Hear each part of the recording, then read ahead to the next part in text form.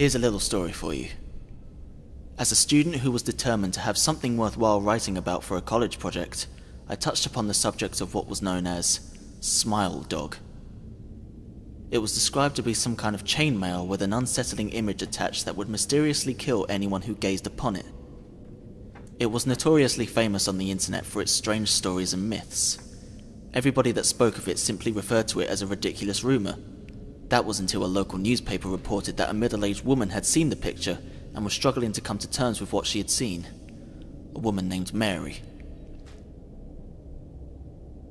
Hungry for anything that might give this project some edge, the following day I arranged an interview with Mary.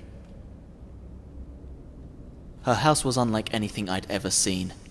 There was a certain atmosphere that didn't sit well with me, and I grew a little anxious. But regardless, I felt like I needed a story.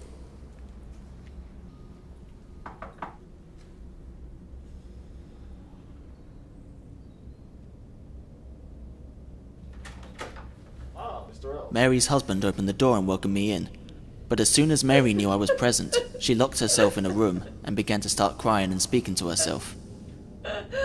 With her being so distressed, I couldn't get my interview, so I excused myself from their home, said goodbye to her husband, and made my way back to mine. Later that evening, I received an email from Mary. She spoke of how she had been haunted by this smile dog for 15 years, and the way she had acted earlier when I came to interview was no fault of mine, but of her own fear of whatever this is. She pleaded that I stopped investigating before it was too late. Just minutes after receiving Mary's email, I received another, in completely broken English, which read, "Hello, I found your email through a mailing list and your profile said you are interested in Smile Dog. I have saw it. It is not as bad as everyone says. I have sent it to you here. Just spreading the word." Attached below was a picture, an unsettling one at that, of the apparent Smile Dog. It was very late, so I retired to bed, with the image burning in my mind. I felt uneasy, as well as a little worried. What's worse than that is that night was one of the worst sleeps of my entire life.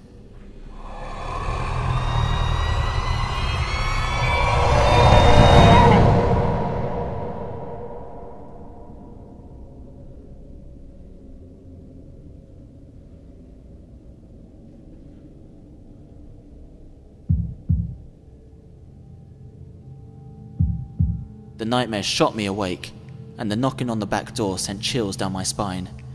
If it was someone trying to break in, I had to investigate.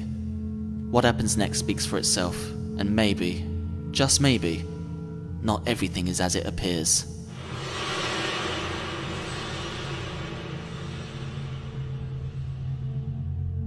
I'm just trying to spread the word.